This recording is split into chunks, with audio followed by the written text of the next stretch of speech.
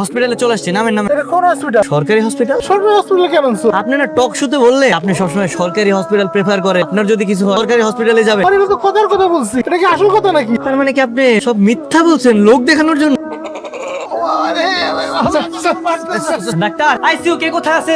ICU এরকম দোষ। আপনি আইসিইউ খুঁজতেছেন? হ্যাঁ, আরে এই দুইছে সরকারি হাসপাতাল, ওইখানে গিয়ে বসে একটা টিকিট কাটে। এই পিয়নের বাচ্চা পিয়ন, তুই কারে কইতাছস যে টিকিট কাটে সিরিয়াল ধরতে? কে ছিল সেই কে? আমাদের মন্ত্রী মহোদয়, স্বাস্থ্যমন্ত্রী এইখানে আইবো, সে যাইবো বিদেশে, বিদেশে গিয়ে চিকিৎসা নিব। পুরান পাগলে ভাত পায় না, আবার নতুন পাগলের আমদানি।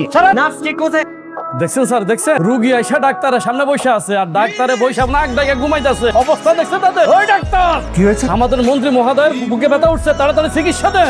মন্ত্রী সাহেবের হচ্ছে কি হার্ট ব্লক হয়ে গেছে। আপনাদের আইসিইউ না ইমার্জেন্সি? হাসালেন ভাই, ইমার্জেন্সি সার্ভিস দিতেই তো আমার মাথার ঘাম পায়ে পড়ে যায়। আপনি আইসি খুঁজতেছে? দেশের যে সব সরকারি হাসপাতালে আইসিইউ থাকার কথা প্রতিবেদন দিল। হাসপাতালের এক্সারসাইজ কেনার জন্য যে বাজেট হয়েছিল, বাজেট টাকা দিয়ে তো আমরা বিদেশে বাড়ি কিনছি স্যার, হবে কোত্থেকে? হাসপাতাল বন্ধ করে দাও। কারেন্ট চলে গেল আবার।